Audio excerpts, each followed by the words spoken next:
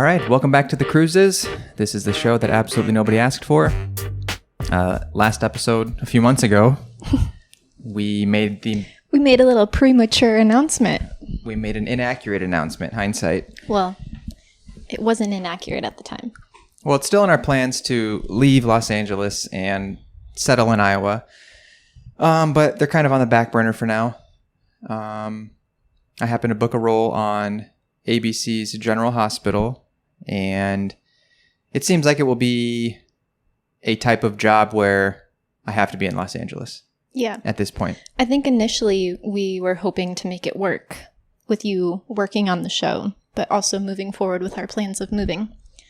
And with your time on the show so far, I think we've realized that staying here is kind of the more realistic option. Yeah, after weighing all variables.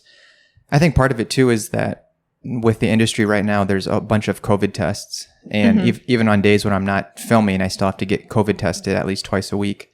Yeah. And so that is also just a bigger requirement. So maybe once that gets lifted, things will change and we can reevaluate. Basically, the trade-off of, I don't know, if we were to move back to Iowa right now, I think Harlow and I would only be seeing you on like the weekends. And that just didn't seem worth it for us. For you. I mean, I was good. I'm just kidding. I'm kidding. Yes. No, that doesn't make sense. Yes. But we'll see what happens. So we're back in LA. I think at this time we were planning to like actively be looking for houses right now in Iowa. And yeah, I mean, we already were looking for houses. Yeah, we were planning to like be packing up our apartment right now. Right. Telling KK to go live her life without us. Good luck. So we've been here now. Has your perspective changed a little bit? I feel like right away after finding out that I booked the show, it was kind of a challenge for you because the uprooting of our plans. Yeah. No, initially I was in Iowa when you were out here when we found out that you booked it. And initially I was like, babe, I'm like, that's awesome. I'm like, congrats, you know? But as the next few days went on, I kind of started to have questions like, well, what is this going to look like? Because we have a plan to move. And basically it was just, you know, for both of us, like questioning why now, like why it happened when it did. But I mean, obviously there's a reason. And yeah, it was tough for me at first, but within the last few weeks, I think I've come more to terms with it and like just trying to look at it in a better light. And like, maybe this is just not a new opportunity, but another opportunity to do more things in the city that we haven't done yet. Right. I mean, like I kind of said, I want to kind of start investing more in Harlow's career and wouldn't have been able to do that as much back there. Yeah. We had some good conversations too that really helped both of us because it was a tough few weeks for me too. Not as hard as it was on you, but it was still a mystery to me about what a job like this entailed and what a contract like this entailed, and if I would even enjoy it. And you know, I feel like when an opportunity like this presents itself to an actor at my level, there's not a whole lot that can be negotiated. And so it's either here's the deal, take it or leave it. And we did get it in my favor just a little bit more, but for the most part it was like, you know, here's what's presented. And right.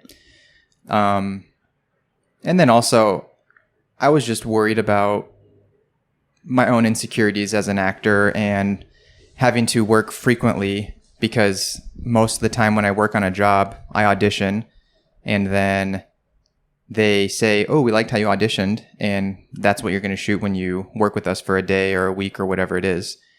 And for this, I auditioned at the very early stages to book the role, and then now every week I just get the scenes and then I just have to go and perform them. And so I'm constantly battling my own. But you do kind of get a run through before you just like film it and be done with it. So I mean, I get what we do. Yeah, we do get a rehearsal. Yeah. Yeah, we get a rehearsal on the day. But there's really not a whole lot of directing on your performance. It's more about blocking and Sure. just getting the tone and if we have any questions. But for the most part, it's really technical. Sure. But I'm settling in well. I've shot for 4 or 5 weeks now. I'm getting in the swing of things. Yeah, I mean, we just watched an episode the other day that I think you and I both agreed on that I'm like, I think that was your best scene so far. Yes. And I think it's just going to keep getting better. I mean, you're just going to get more comfortable with it. Yeah, it was the scene where I was in the police department with Commissioner Jordan. Yes. And Jordan Ashford, played by Tanisha. And I remember that day distinctively because I remember feeling more comfortable and feeling great with the scene. Mm-hmm. And when we shot it, I felt connected and stuff. And I think it read on TV, thankfully. Yeah. I feel like all the prior days I was a mess. And I remember being terrified. And I still probably look terrified. Who knows? So, yeah, you shot for 3 or 4 weeks? 3 weeks? Is that how long you've worked on it? Prior to the hiatus? Yeah, about 3 weeks, yeah. Yeah. So now you've been on a hiatus for like 3 weeks. Mm-hmm. But now going back, do you feel some of those same nerves again? Or you still in that like comfortable spot that you finally got to? The nerves are still present, but not nearly as hindering. Mm-hmm. And I feel confident with the scenes that I have to do on Thursday. Yeah. This week. So yeah, it's not as bad. Mm-hmm. Before I was having a tough time even enjoying my days prior to, because I was just in my head about it. Right. And anxious about making sure that I was off book and all that crap. But yeah, I feel all right. Yeah. So you've been working a long time to book a role such as this. How do you feel now that you've booked it? Not specifically General Hospital, but just this type of role. In some ways, I'm able to take pressure off of myself. Mm-hmm. It's great on a resume. It's something that I feel like a lot of people, like you said, work a long time to achieve. Mm-hmm.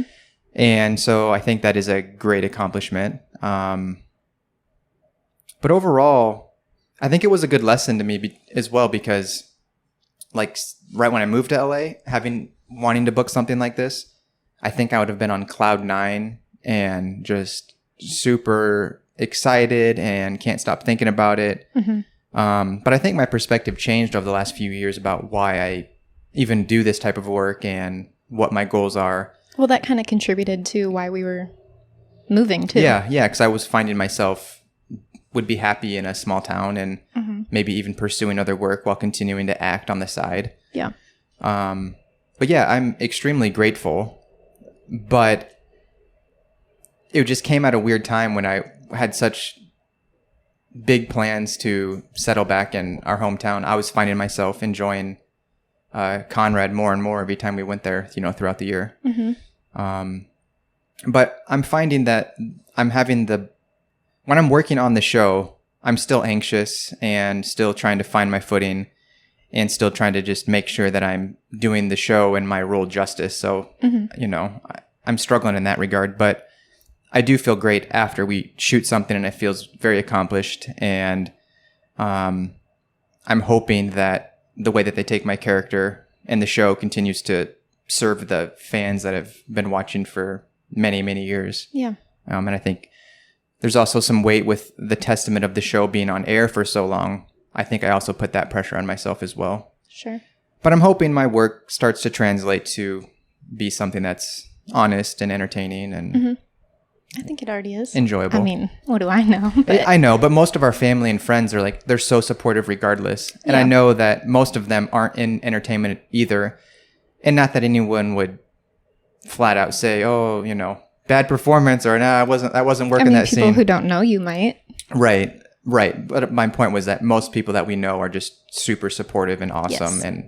And, so I don't get really honest feedback. And who knows if I'd even be able to handle it. I don't know. I think you'd be able to handle it. Me? No. But what? Yeah, who knows? But yeah, going back to moving, I think that was one of the harder things for me is that we did have so many plans and I kind of knew what direction we were moving in. And then it was kind of hold up. Like, yeah. But I think, as we discussed, I think in the long run, this is worth it. Yeah. And we can make what we want of this experience and just enjoy the journey in the meantime. Yeah. For all we know, I could get fired next week and everything that we were worried about doesn't even happen, you know? Right. And that's in life. Right. Yeah. Let's talk about Harlow. She's almost 18 months. Talks a lot. Like, talks our ear off. Yes. Over the last week or two, she's really, really given her opinion on what she wants, what she doesn't. And I was just thinking about this earlier today. I was like, this was like the first, like, the last few days that I'm like, are we doing something wrong? Because usually, I think up until the last couple of weeks, I'm like, everything has been pretty seamless. Yeah. Of course, it's not easy parenting, but I feel like everything has been par for the course, and we're just settling in nice. And there's some things that we're really impressed with her about, and she's hitting all of her milestones at the pediatrician, and she's exceeding them. Of course, yes. I feel like every parent feels like their kid is exceptional. Of and course. I'm sure our pediatrician's like, oh yeah, she's advanced, huh? And we're like, oh, she is. Do you want us to show?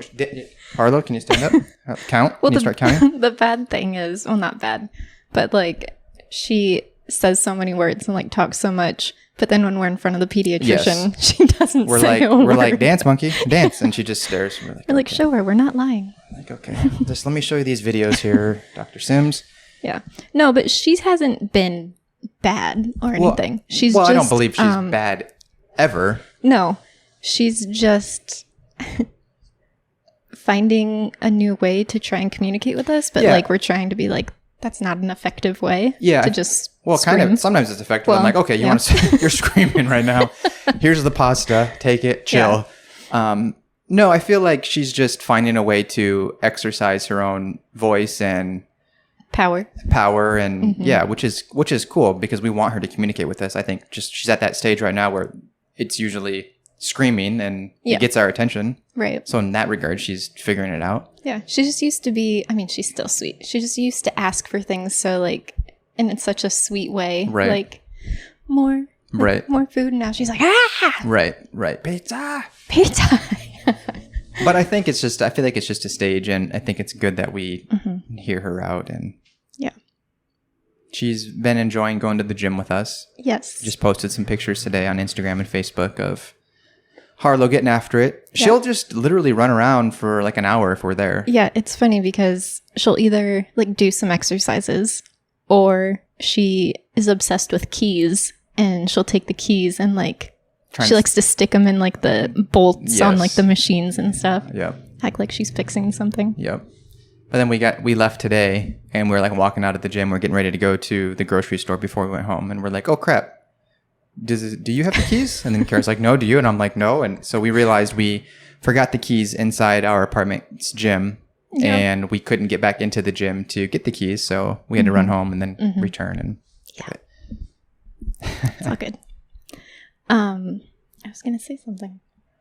Go for it. Yeah, you're welcome to. I lost Say whatever you want. I lost it. Oh, I was going to say she's also really into running now. Yes. You've been going on runs, and I'll like push Harlow in the stroller because I'm not much of a runner.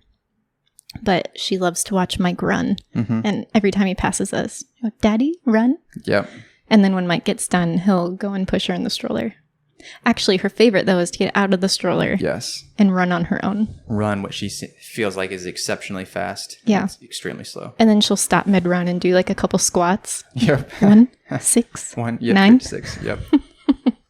Well, I always believe, like, you know, I feel like they will emulate what we show them. And I always thought, like, growing up, there's always these parents that, or at least in like middle school and high school, that were always like hounding their kids to be active and work out and go to the gym, but they didn't even go to the gym themselves. I'm like, why do you expect your kids to do that if you don't even do that? So I feel like I'm just trying to set the bar at least to some extent and practice what I preach, and she's gravitating towards it. I mean, you've always been working out, but she didn't really get into it until I started working out again. That's a good point. So about time. Might just be. I mean, think about it. Just coming at me today. Imagine where she would have been a year ago if you were back in the gym. No. Yeah. Yeah. Well, But it took me some time. I didn't pressure you or anything. You just came back to wanting to work out on your own. Yeah. I mean, this is a topic for a different day, but no, let's get into it right now. We're 15 minutes in. Let's dig deep into your personal health and. Yeah. No. Short story. I waited so long to become a mom, and it's like all I wanted to do. Became a mom, and I just poured all of my energy and soul and everything into Harlow, which I still do. Yeah. But I think I finally realized within like the last few months that like I have to invest in myself and my own well-being to really be a great mom to her. And it's not just about like her all the time. So I don't know. And I just felt ready to like take care of myself again. You were always a great mom. I think you just realized that you could be an even better mom if you start or stop neglecting other parts that you maybe did for a while. Yeah. And with that too, you and I kind of started doing more regular date nights, which I think is just healthy for us to have a couple hours just to go do something. Right. Eat, basically. To get extra things of bread at Cheesecake Factory. Yeah. Not have to rush through our meal. Right. But so that's been good too. Good. Hopefully you agree. Yeah, I think you've just seemed better, and I think you've been enjoying going out and doing that kind of stuff more and being more active. And yeah, and I think I told you too, with us kind of moving our plans around again. Of, now we're going to be here a little longer than we expected. I don't know why, but I just feel this is like the most at peace that I've felt with like being in LA. Because like I've always been fine being here, but like I'm just like okay with it right now. And I think it's more about like, I don't know, like even throughout our entire relationship before Harlow, you and I have just gone through different periods of like spending so much time away from each other for whatever reason. And I don't know, I'm just kind of past that and just want to be more of like I don't know, normal family. Yeah, I think not away from each other so much. I feel like it's been kind of a spiritual lesson for both of us in finding contentment in all situations and trying to find peace in everything and just pressing on. Yeah. That's good. Let's end it there. Okay. Good to be back on this. Yeah. It's been a minute. Talk to you on the next one. Okay. I'll probably talk to you in a few minutes. All right, everybody. Thank you very much for tuning in. We appreciate you. Peace. That's what I usually say. What you got?